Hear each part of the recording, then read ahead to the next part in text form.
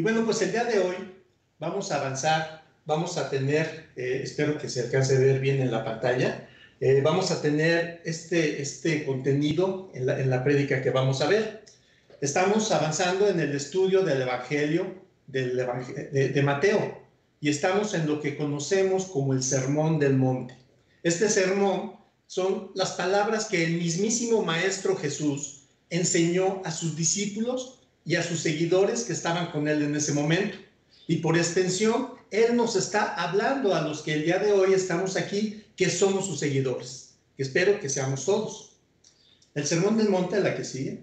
El Sermón del Monte abarca desde el capítulo 5 hasta el capítulo 7 del Evangelio de Mateo, y estamos ahorita en el capítulo 6, que es en donde él está hablando de cómo se debe de ejercer la verdadera piedad.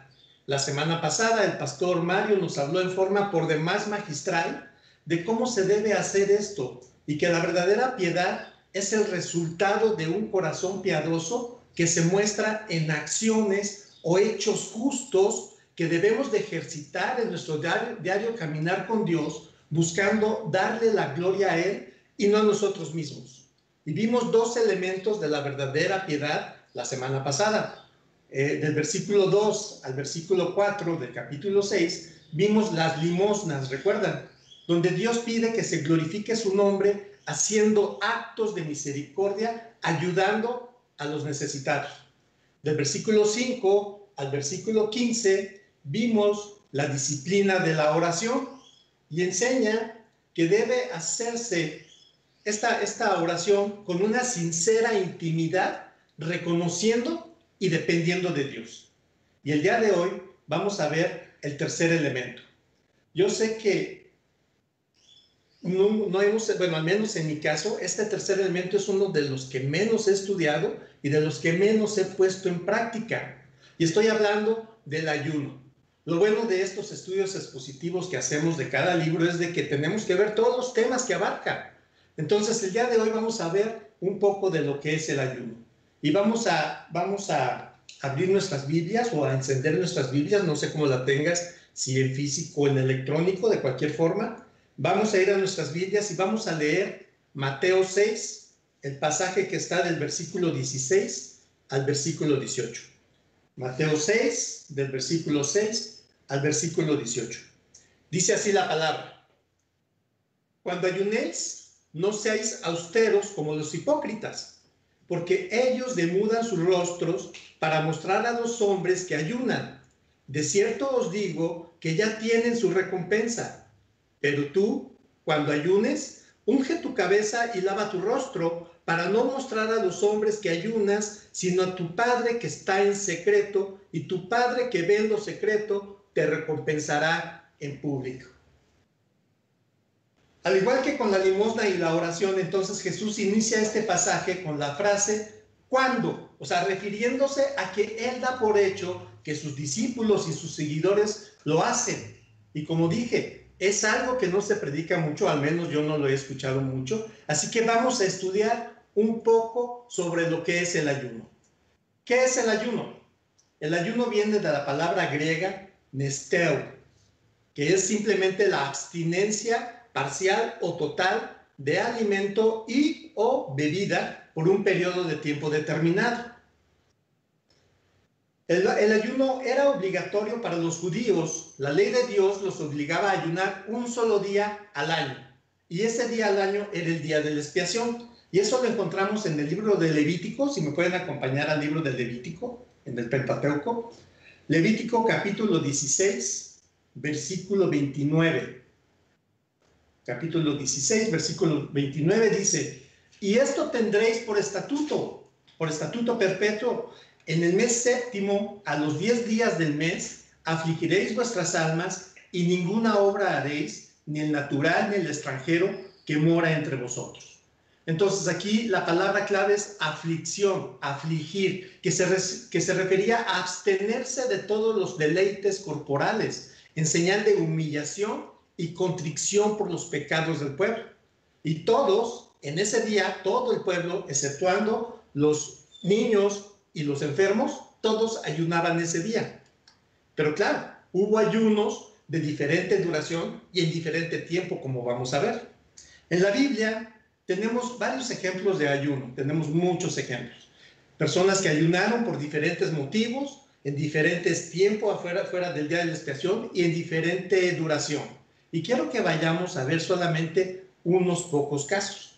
Y vamos a ver el caso de Moisés.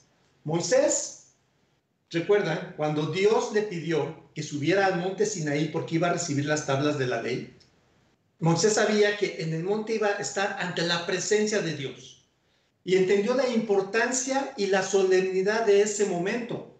Y entonces él ayunó 40 días y 40 noches como una muestra de humildad ante la santidad y la grandeza de Dios. Y quiero que me acompañen al pasaje que es Deuteronomio 9, versículo 9, Deuteronomio 9, que dice, está hablando Moisés, cuando yo subí al monte para recibir las tablas de piedra, las tablas del pacto que Jehová hizo con vosotros, estuve entonces en el monte 40 días y 40 noches sin comer pan ni beber agua. Ese fue el ayuno de Moisés, 40 días. Otro ejemplo que tenemos aquí, el de David. Como sabemos, David le había fallado a Dios. Él había cometido adulterio y había cometido asesinato. Y el fruto de su pecado ya había nacido. Y él parecía no arrepentirse. Entonces Dios usó al profeta Natán, que va y lo confronta con una parábola, que lo hace darse cuenta de la magnitud del pecado que había cometido. Y entonces se arrepiente David y pide perdón y se humilla. Y entonces Dios lo perdona, pero no lo libra de la consecuencia del pecado. Y el niño enferma, y aunque David ayunó 7 días pidiendo compasión para su persona y por salud para su hijo, el niño finalmente muere tal como había dicho Dios por boca de Natán. Y ese pasaje está en el segundo libro de Samuel, si me acompañan.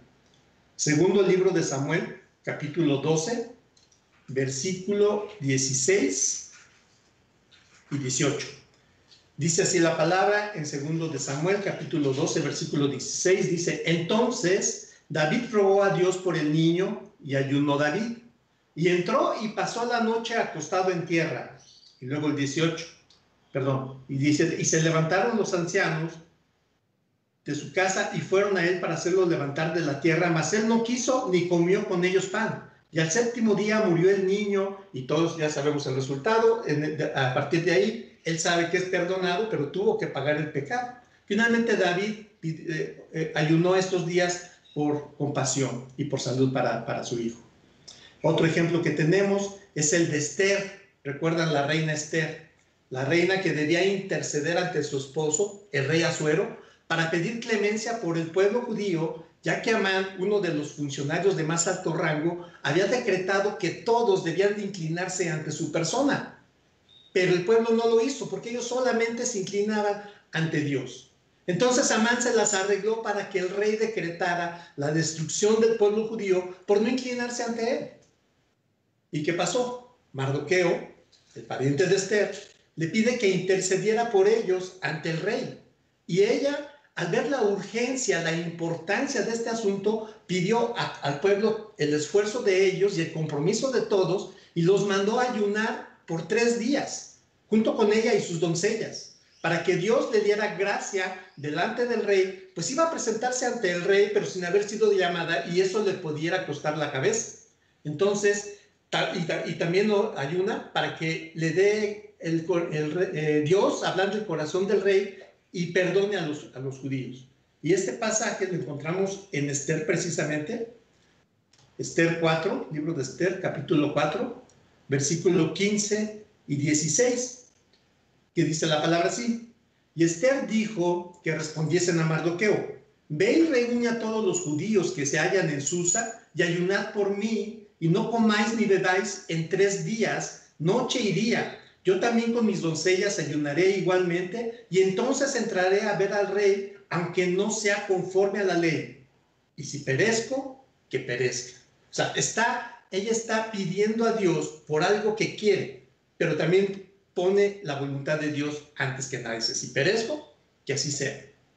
Otro ejemplo que tenemos, el de Daniel, el joven noble, judío deportado a Babilonia, con otros muchos. Daniel temía a Dios y estudiaba la palabra. Y al leer la profecía de Jeremías que hablaba de que el pueblo debía de quedar en desolación durante 70 años, él respondió con oración y ayuno y dedicó un día para estar en actitud de humillación ante Dios, ayunó y confesó los pecados del pueblo de Israel y pidió misericordia por ellos. Vamos a Daniel, libro de Daniel, capítulo 9, versículo 3. Daniel dice: y volví mi rostro a Dios el Señor, buscándole en oración y ruego, en ayuno, cilicio y ceniza. Y luego otra vez ayunó, pero ahora ayunó por 3 semanas más por la aflicción que le causaba lo que le había de venir al pueblo. Si vamos un capítulo después, allí en Daniel 10, versículo 2 y 3, dice Daniel: en aquellos días yo estuve afligido por espacio de 3 semanas. No comí manjar delicado, ni entró en mi boca ni carne ni vino. Entonces aquí Daniel ayuna por un día pidiendo perdón por los pecados del pueblo, y luego lo hace por tres semanas por la aflicción que sentía de lo que le iba a pasar al pueblo. Otro ejemplo, hemos visto ejemplos individuales, pero también la Biblia trae ejemplos corporativos de ayuno. Y tenemos el pueblo de Israel. Después de este cautiverio de 70 años en Babilonia, el pueblo regresa a Jerusalén y comienzan a reconstruir la ciudad. Y el gobernador, que en ese momento era Nehemías, se aseguró de que se dedicara tiempo para leer la palabra. Y entonces, cuando ellos estaban leyendo la palabra, se dieron cuenta de que habían cometido muchos pecados, que habían hecho lo malo ante Dios, que se habían equivocado. Y entonces ellos ayunan para examinar su corazón, para que Dios les muestre lo que habían hecho, para reconocer y confesar sus pecados y adorar a Dios. Y este pasaje está en el libro de Nehemías, capítulo 9, versículo del 1 al 3. Dice así: el día 24 del mismo mes se reunieron los hijos de Israel en ayuno y con cilicio y tierra sobre sí. Y ya se había apartado la descendencia de Israel de todos los extranjeros. Y estando en pie, confesaron sus pecados y las iniquidades de sus padres. Y puestos en pie en su lugar, leyeron el libro de la ley de Jehová, su Dios, la 4ª parte del día, y la 4ª parte confesaron sus pecados y adoraron a Jehová su Dios. Este es otro motivo del ayuno del pueblo. ¿Quién más recuerdan? Jesús. Jesús, en el capítulo 4 de este evangelio, me tocó hablar precisamente a mí sobre este pasaje, cuando Jesús es llevado por el Espíritu al desierto para ayunar, preparando su espíritu para el trabajo que Dios lo había encomendado hacer. Y aunque él estaba lleno del Espíritu, pues era Dios encarnado, él sabía la importancia del ayuno para fortalecer el espíritu y estar listo para la obra que iba a hacer. Y vamos a ver un resumen de esto en Lucas, el Evangelio de Lucas, capítulo 4, versículo 1 y 2. Lucas 4, 1 y 2 dice: Jesús, lleno del Espíritu Santo, volvió al Jordán y fue llevado por el Espíritu al desierto por 40 días y era tentado por el diablo. Y no comió nada en aquellos días, pasados los cuales tuvo hambre, mostrándonos la humanidad de Jesús. Otro ejemplo de ayuno corporativo, la iglesia primitiva, los primeros cristianos. Los primeros cristianos tenían claro la importancia del ayuno. Y en Hechos vemos cómo todos ellos ayunaban y oraban antes de tomar cualquier decisión importante que les fuera a afectar a todos. Por ejemplo, lo hicieron antes de decidir a quiénes designarían como ancianos, y con oración y ayuno encomendaban al Señor a estos designados. Y esto lo vemos en el libro de Hechos, capítulo 14, versículo 23. Y constituyeron ancianos en cada iglesia, y habiendo orado con ayunos, los encomendaron al Señor en quien habían creído. Entonces, viendo estos ejemplos, a la luz de todo esto, la pregunta es: ¿los cristianos contemporáneos, nosotros, ¿debemos ayunar?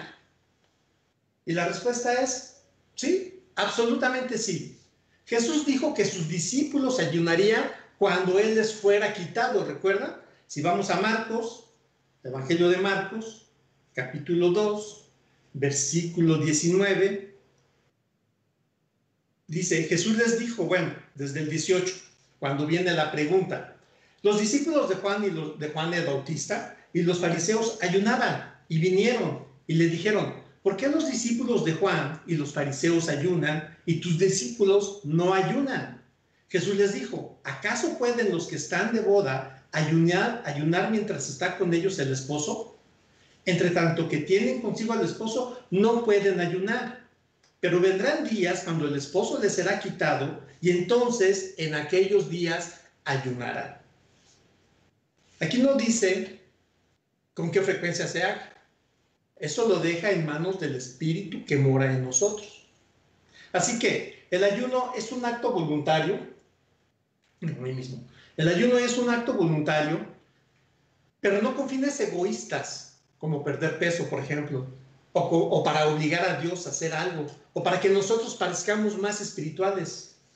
No, sino es para negarse el alimento físico, escogiendo alimentar al espíritu, fortaleciéndolo para acercarnos más en nuestra relación con Dios. Así que el ayuno es un acto de negación y humillación de sí mismo ante Dios, mediante el cual reconocemos nosotros que lejos de tener de qué sentirnos orgullosos, somos indignos aún hasta del pan de cada día. El ayuno por sí mismo, o sea, el afligir al cuerpo, no tiene ningún valor espiritual. El ayuno tiene que ir acompañado, como vimos en los ejemplos que mostramos, tiene que ir acompañado de humillación, tiene que ir acompañado de confesión de pecado, tiene que ir acompañado de oración y tiene que ir acompañado de lectura de la Escritura. Las razones por las que los cristianos podríamos ayunar para pasar tiempo con Él, con Dios, para abrir nuestro corazón, para confesar nuestros pecados y aceptar su voluntad, son varios. Y aquí puse algunos ejemplos. Podemos ayunar cuando nos encaramos con peligros o con tentaciones difíciles. Cuando enfrentamos enfermedades, ya sea en nosotros o en nuestros seres queridos. Cuando buscamos la clemencia de Dios por algún pecado cometido. Cuando necesitamos reencontrarnos con nuestro Dios, reconectarnos. Cuando debemos tomar decisiones difíciles. Cuando vamos a predicar la palabra, ya sea aquí mismo o cuando vamos a predicar a personas difíciles. Cuando la iglesia nombra pastores, ancianos, diáconos, líderes, deberíamos hacer un ayuno corporativo. Igual cuando los misioneros son enviados al campo. En resumen, los cristianos, si así nos lo muestra el Espíritu, deberíamos ayunar en cualquier situación en que necesitemos la guía o la ayuda de Dios. Y pues muy bien, ya que hemos estudiado un poco, y solamente un poco, porque si vamos a la palabra, hay mucho sobre el ayuno, la verdad. Yo no sabía que había tanto, y hay diferentes tipos de ayuno, no solamente la abstinencia total, puede ser parcial, puede ser nada más por líquidos, puede ser incluso no dejando cosas de comer, sino otras cosas. Así que ya que sabemos lo básico sobre el ayuno, pues ahora sí vamos a ver el pasaje que nos toca. La forma correcta y la forma incorrecta de efectuar este ayuno. Ya lo leímos y vamos a ver el versículo 16, que dice, cuando ayunéis, no seáis austeros como los hipócritas. En este versículo, Jesús deja muy claro la forma incorrecta de ayunar. Jesús sabía que los fariseos ayunaban, ¿cuánto creen?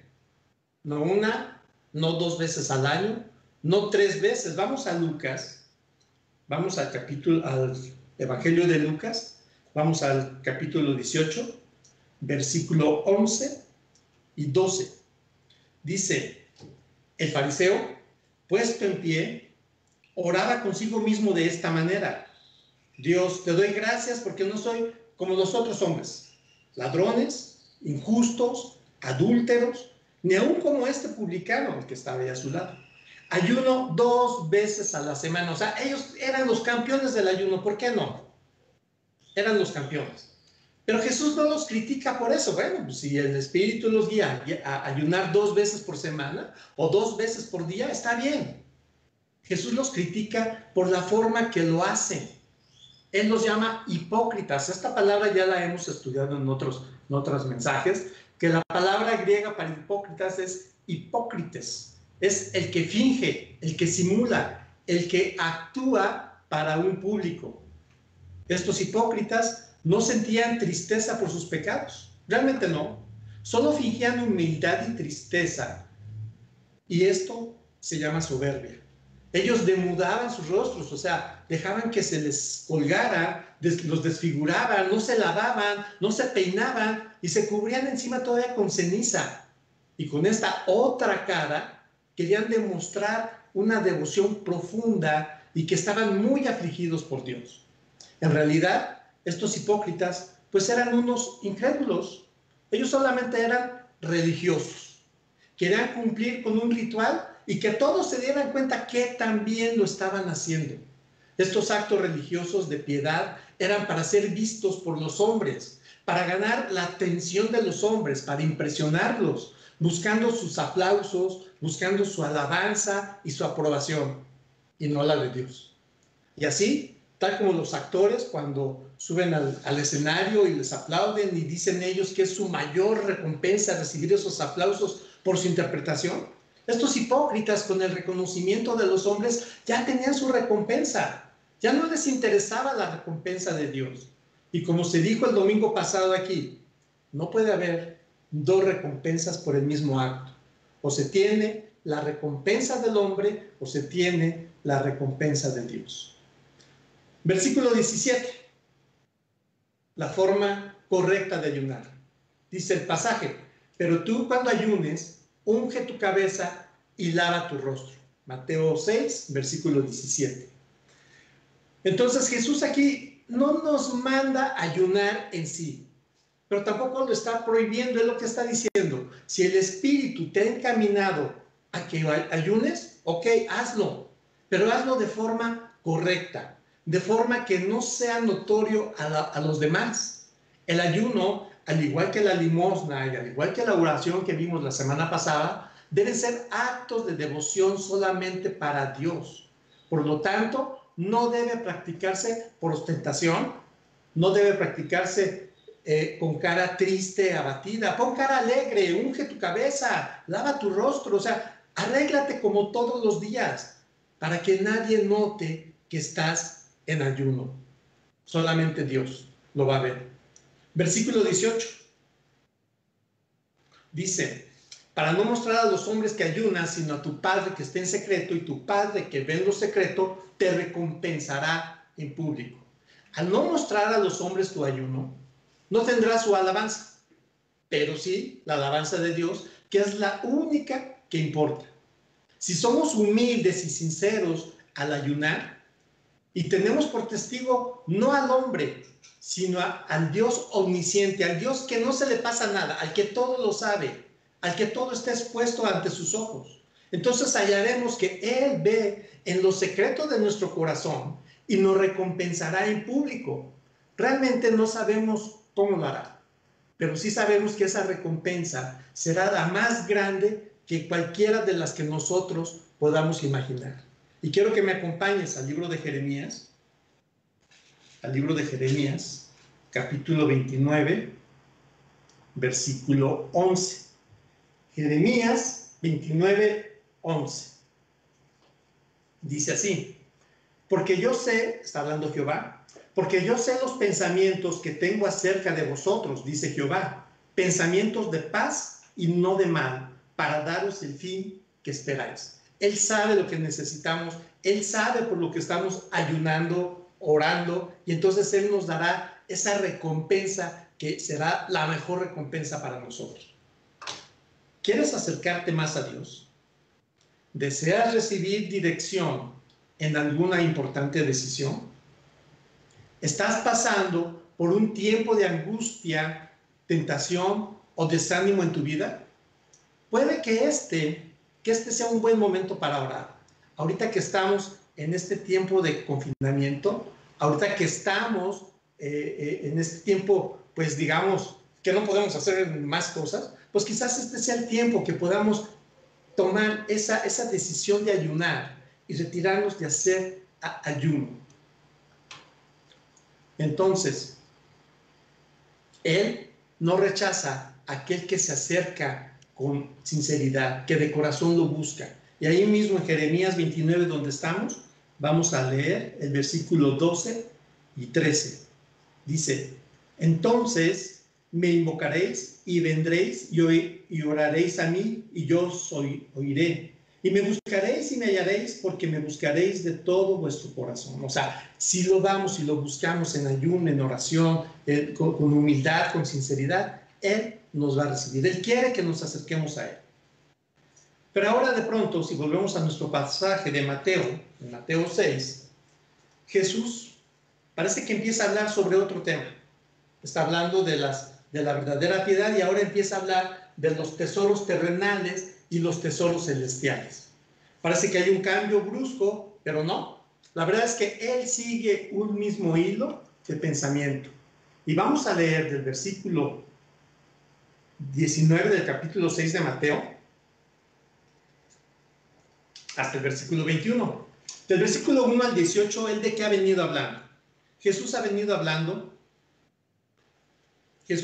hablando de la verdadera piedad, manifestada en obras de justicia.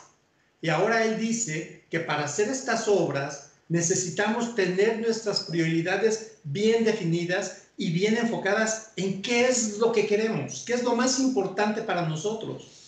Y nos dice que no podremos dedicarle el tiempo ni el esfuerzo requerido para ayudar al pobre, para orar o para ayudar correctamente si nuestro corazón, nuestra mente, todo nuestro ser están enfocados en buscar los tesoros terrenales, las cosas mundanas, las cosas pasajeras. Y así que vamos a leer del versículo 19 al versículo 21 del capítulo 6. Y dice así Mateo 6. No os hagáis tesoros en la tierra, donde la polilla y el orín corrompen, y donde los ladrones minan y hurtan, sino haceos tesoros en el cielo, donde ni la polilla ni el orín corrompen, y donde los ladrones no minan ni hurtan, porque donde está vuestro corazón, allí también está, porque donde está vuestro tesoro, allí también estará vuestro corazón. Entonces, siguiendo la misma fórmula que ha venido siguiendo desde el inicio de este capítulo, primero nos da el mandamiento negativo, el versículo 19. No os hagáis tesoros en la tierra, donde la polilla y el orín corrompen y donde ladrones minan y hurtan. Estos tesoros que podemos estar haciendo en la tierra son cosas materiales que vamos buscando, que nos estamos afanando por ellas, que vamos acumulando a lo largo de nuestra vida con la finalidad de sentir una falsa seguridad. A veces con la finalidad de sentirnos superiores a los demás o con la finalidad de ganar reconocimiento de nuestros pares. E incluso simplemente porque el tener cosas materiales, cosas bonitas, bonitas entre paréntesis, le da un sentido a mi vida y puede ser que pensemos que nos haga más felices. Pero el problema que tienen estos tesoros es que por más que tengas, por más que los busques, nunca son suficientes. Y vean, vamos al libro de Eclesiastés. El libro de Eclesiastés, por cierto, en varones, del grupo de varones, hicimos un estudio sobre esto hace ya algunos meses. No lo vamos a hacer, pero aquí Salomón lo que está diciendo, Salomón fue el hombre más rico del mundo, fue el hombre que tenía todo, de todo, en cantidades inimaginables. ¿Y qué dijo él aquí en Eclesiastés 5, versículo 10? Dice, el que ama el dinero no se saciará de dinero, y el que ama el mucho tener no sacará fruto. También esto es vanidad. ¿Recuerdan lo que dijo Salomón al final? Todo esto de hacer tesoros terrenales, de buscar las riquezas, esto es vanidad de vanidades. No nos dan satisfacción nos dan satisfacción a corto plazo, pero de inmediato queremos más, y queremos más, y queremos más. Y de esa forma nos absorbe totalmente, absorbe todo nuestro esfuerzo, toda nuestra energía. Estos tesoros pueden ser desde comida. Ahorita, por ejemplo, la gente va y hace compras de pánico de comida y de otras cosas. ¿Por qué? Porque sienten esa seguridad de que si pasa algo y se acaban esas provisiones, ellos ya están seguros. Pueden ser gente que vaya acumulando ropa, trajes, ¿verdad? El clásico, no tengo que ponerme llaves y todo está. Lo que quiere decir es que no tienen nada nuevo, ¿verdad? Pueden ser propiedades, grandes casas con extensos jardines. Pueden ser carros de colección, obras de arte, joyas, oro, plata, en fin, pueden ser un sinfín de cosas. Pero hay un problema con estos tesoros, que al estar aquí en la tierra, estos tesoros están sujetos al proceso de deterioro y corrupción que tiene todo lo que está en la tierra, junto con la tierra misma. ¿Recuerdan qué fue lo que le pasó a la tierra por causa del pecado? Vamos a Génesis. Génesis capítulo 3, versículo 17. Dios está hablando. Y al hombre dijo, por cuanto obedeciste a la voz de tu mujer y comiste del árbol que te mandé diciendo, no comerás de él, maldita será la tierra por tu causa. La tierra está maldita. Y lo que estamos en la tierra, igual, están sujetos a un proceso de deterioro. ¿Hasta cuándo? Bueno, hasta que vengan los cielos nuevos, la tierra nueva. Pero ese es otro tema. Entonces, aquí la comida se caduca y se pone mohosa. Los vestidos, los trajes se gastan. Si no los sacas, se empiezan ahí mismo a deshilachar. Se lo pueden comer la polilla. Los edificios se deterioran, se llenan de goteras, se destruyen. El oro y la plata se herrumbran, se corrompen.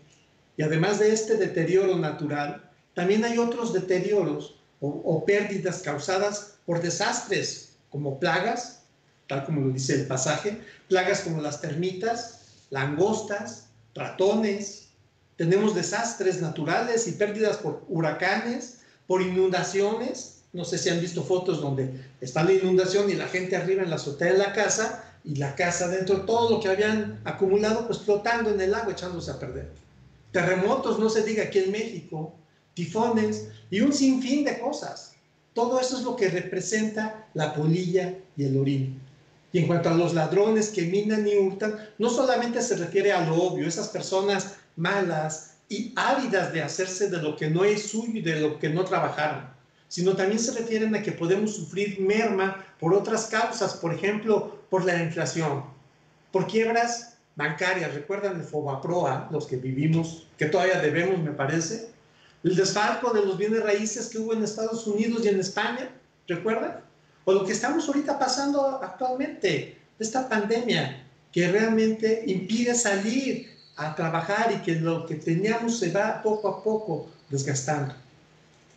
Pero vamos a suponer que nos hemos gastado toda una fortuna en preservar todas estas cosas bonitas que tenemos. Su mantenimiento ha sido impecable, luce como nuevo.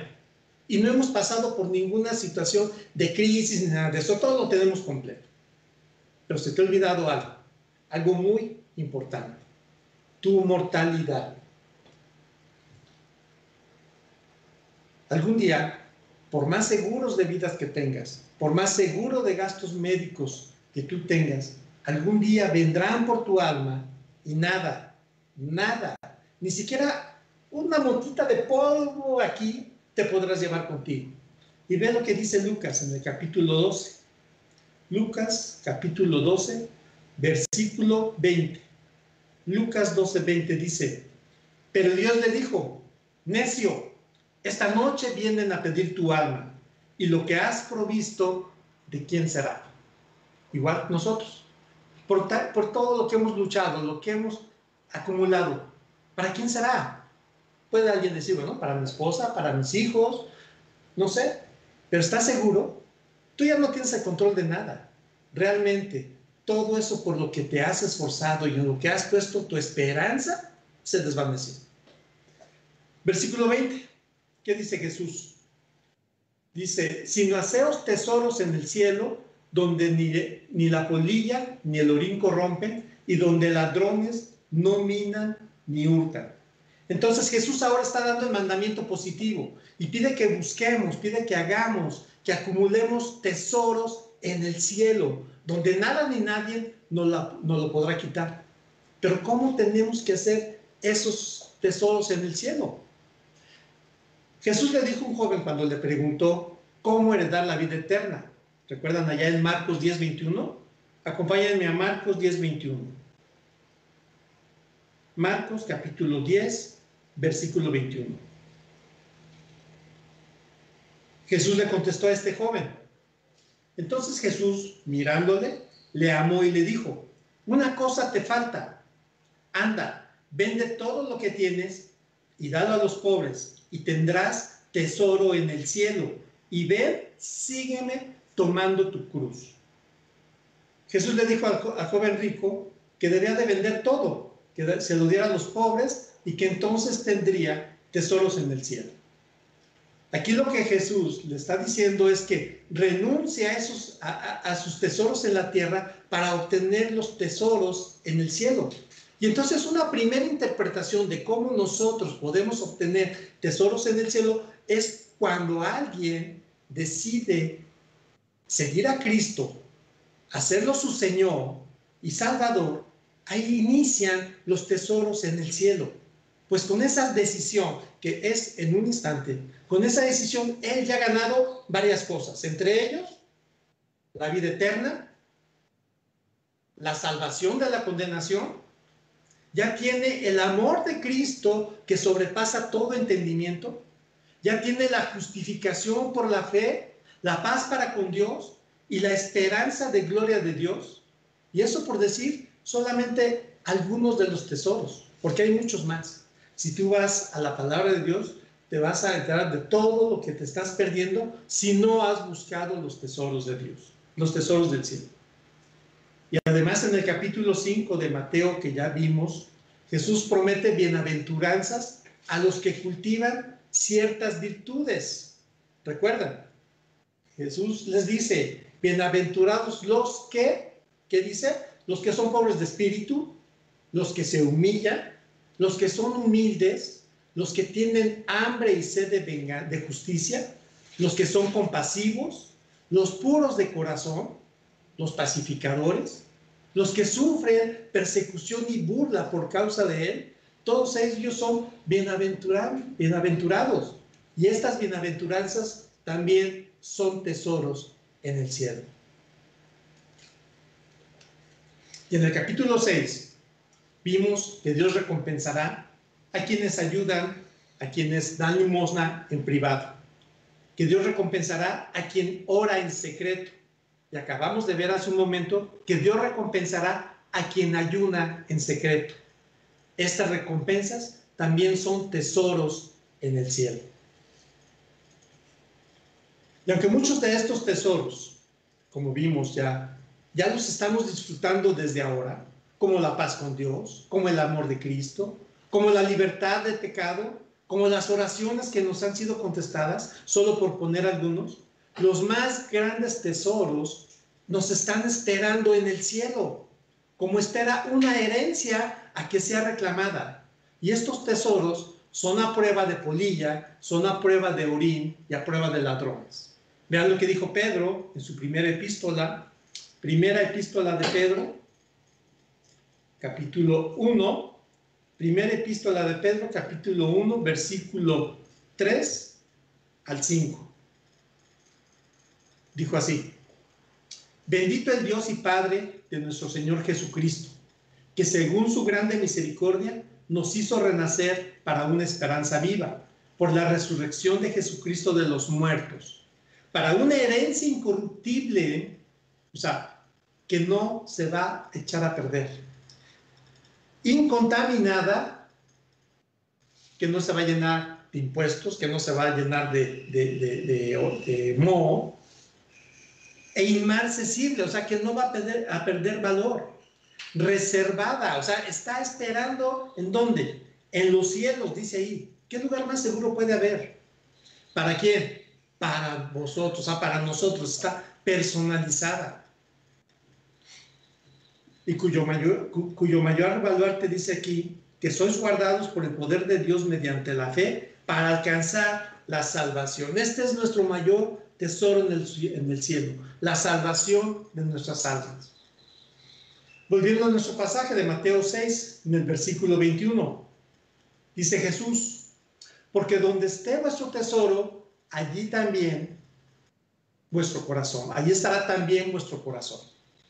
Pero entonces podemos pensar, a ver, ok, ¿es malo querer tener cosas terrenales? ¿Es malo hacer una provisión para nuestras necesidades físicas presentes y futuras? ¿Es malo trabajar o hacer negocios para obtener algún beneficio material? No, realmente no es malo. Dios te puede bendecir de acuerdo a su voluntad y de manera que tú no te imaginas. Recuerdo que a Salomón le dijo, y si todo lo que te di hubiera sido poco, te hubiera dado más. El problema es que nos puede pasar lo que le pasó al joven rico, que por tener como prioridad en su corazón sus propiedades, él no pudo renunciar a ellas, no pudo dejarlas para seguir a Cristo. Ese es el problema. Y en Proverbios, vamos a Proverbios 4:23. Si me acompañan a Proverbios 4:23, dice, sobre toda cosa guardada, guarda tu corazón, porque de él mana la vida. Entonces lo que Salomón aquí nos está diciendo en este proverbio es que cuidemos de que nuestro corazón esté centrado en aquellos deseos que nos mantendrán en el camino correcto, que nos mantendrán en la senda de Dios. La instrucción de Jesús aquí en Mateo es que no hagamos tesoros en la tierra, sino hacemos tesoros en el cielo. Y la palabra hacer, ¿qué te implica la palabra hacer? Te implica esfuerzo, te implica dedicar energía, dedicar tus talentos, dedicar tu tiempo para hacer algo que te va a dar ese bien. Y Jesús quiere que sepamos que en donde nosotros invirtamos nuestros esfuerzos, nuestros talentos, nuestro tiempo, ahí estarán los deseos de nuestro corazón. Si dedicamos todo a lograr las cosas terrenales como el dinero, la fama, la popularidad, el prestigio, el poder, entonces nuestro corazón será totalmente absorbido con esto. Y todo lo demás lo vamos a dejar en segundo plano. Y aún cuando nosotros vayamos a la iglesia, cuando nosotros hagamos estas cosas, estas actividades para Dios, como puede ser la limosna, puede ser la oración y el ayuno, lo estaremos haciendo como estos hipócritas, para nuestro propio beneficio y no para beneficio a Dios. Pero por otro lado, si tú has hecho del reino de Dios tu tesoro y todo tu esfuerzo y dedicación es hacer lo que le agrada a Él, ¿qué dice Apocalipsis? Vamos a Apocalipsis. Apocalipsis capítulo 14, versículo 13. Apocalipsis 14, 13 dice así: bienaventurados de aquí en adelante los muertos que mueren en el Señor. Sí, dice el Espíritu, descansarán de sus trabajos porque sus obras con ellos siguen. Y estas obras son nuestros tesoros. Y si estas obras fueron en justicia y fueron hechas para Dios, como el dar, el orar, el ayunar, entre otras, las hacemos con temor y reverencia, poniendo nuestra mira ¿en dónde? En agradar a Dios, en glorificarlo a Él. Estos son los tesoros en el cielo. Y entonces nuestro corazón será para Él. ¿Y dónde estará? En Él. ¿Y lo demás? ¿Puedes pensar tú? Y entonces lo demás, lo que necesitamos aquí, de eso no te preocupes. En Mateo 6:33, en Mateo 6:33 lo vamos a ver poco más, supongo que la semana que viene, dice, buscad primeramente el reino de Dios y todas estas cosas os serán añadidas. Él sabe qué necesitamos, Él sabe qué es lo que nos hace falta y créanme, Él nos va a dar más de lo que nosotros queremos. Hemos visto ya el pasaje del ayuno, el pasaje de los tesoros. ¿Qué conclusión podemos sacar de esto? El énfasis del ayuno debe ser pasar tiempo con Dios, en un lugar tranquilo, orando, adorándole, leyendo su palabra, y todo lo demás será secundario, pues estaremos deleitándonos al pasar tiempo con nuestro Padre, al estar con Él, escuchándolo. A veces no necesitas estar orando o leyendo, simplemente estar en silencio, escuchándolo a Él y recibiendo lo que Él quiera darte. Esa sería la conclusión para el ayuno.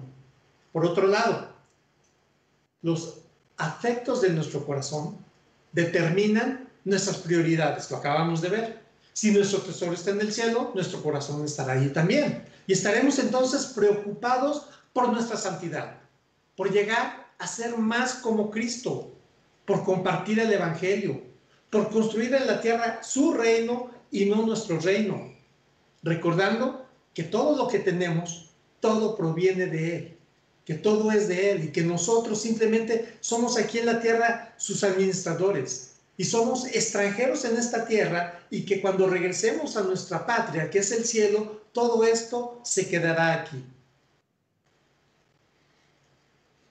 Todo, cuando partamos, no nos llevaremos nada, y nada nos va a hacer falta. ¿Saben por qué? Porque en Cristo estamos completos. Y vamos a Colosenses, capítulo 2, versículo 10. Dice así: y vosotros estáis completos en Él, que es la cabeza de todo principado y potestad. Nosotros, como cristianos, cuando estemos en presencia de Cristo, no nos faltará absolutamente nada. Y ante esta perspectiva, la pregunta que nos podemos llevar para meditar en esta semana es: ¿estamos haciendo tesoros en la tierra o estamos haciendo tesoros en el cielo? Darnos cuenta de lo absurdo ante todo lo que acabamos de ver, de lo absurdo que es acumular estos tesoros terrenales y temporales y perder los tesoros celestiales y los tesoros eternos. ¿Qué aplicación podemos llevarnos el día de hoy? Bueno, pues yo creo que estos tiempos que estamos viviendo, estos tiempos difíciles como humanidad que estamos pasando, nos deben hacer reflexionar precisamente sobre estos pasajes. Nos deben hacer recalibrar nuestras prioridades y nos debe hacer darnos cuenta de lo frágil y efímeras que son estas riquezas terrenales, y nosotros mismos también. Vino un insignificante bicho, ¿y qué pasó? Puso al mundo de cabeza. ¿Y de qué le sirvió? Y voy a poner solamente un ejemplo, y con todo el respeto lo quiero hacer. ¿De qué le sirvió a Antonio Vieira Montero? ¿Saben quién es Antonio Vieira Montero? Él es el presidente del Banco Corporativo Santander en Portugal. Era, porque ya murió. Murió del COVID-19. ¿De qué le sirvió a él todo su dinero? ¿De qué le sirvió todo su poder, toda su influencia? Si, como dijo su hija, y su hija no pudo ni siquiera ir a despedirlo, no se lo permitieron. Si, como dijo su hija, él murió buscando desesperadamente lo más común y gratis que hay: el aire. Todo su dinero, toda su influencia, todo su poder se quedó en casa. Pero ¿sabes una cosa? El problema no es esta vida, no es la vida en esta tierra. ¿Por qué? Porque ya sea por el COVID, ya sea por un choque, lo que tú quieras, la vamos a perder. El problema es: ¿qué pasará con tu alma después? La vida que viene después, a la luz de la eternidad. ¿Qué vamos a hacer? Y quiero hacer un puente entre el ayuno y los tesoros para el cielo. Quiero hacer este puente haciendo una última lectura de la palabra y una última reflexión. Y quiero que me acompañes a Isaías capítulo 58. Y vamos a leer del versículo 1 en adelante. Quiero que me permitan leerla en la Nueva Traducción Viviente, porque creo que le da más énfasis. Si la tienes tú ahí en tu Biblia electrónica, la puedes leer. En caso de que no, puedes seguirnos. Dice así la palabra. Es Isaías 58 a partir del 1. Está hablando Jehová con el profeta Isaías. Dice, grita con voz de un toque de trompeta. Grita fuerte, no seas tímido. Háblale a mi pueblo Israel de sus pecados. Sin embargo, se hacen los piadosos. Vienen al templo todos los días y parecen estar encantados de aprender todo sobre mí. Actúan como una nación justa que nunca abandonaría las leyes de su Dios. Me piden que actúe a su favor, fingiendo que quieren estar cerca de mí. ¿Te suena? Gente que vemos que va a la iglesia, gente que llega y que pues empieza a orar y a alabar, pero que en cuanto recibe lo que quiso se va o simplemente pues desaparece.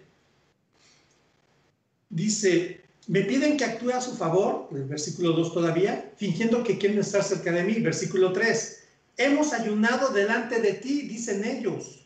¿Por qué no te impresionamos?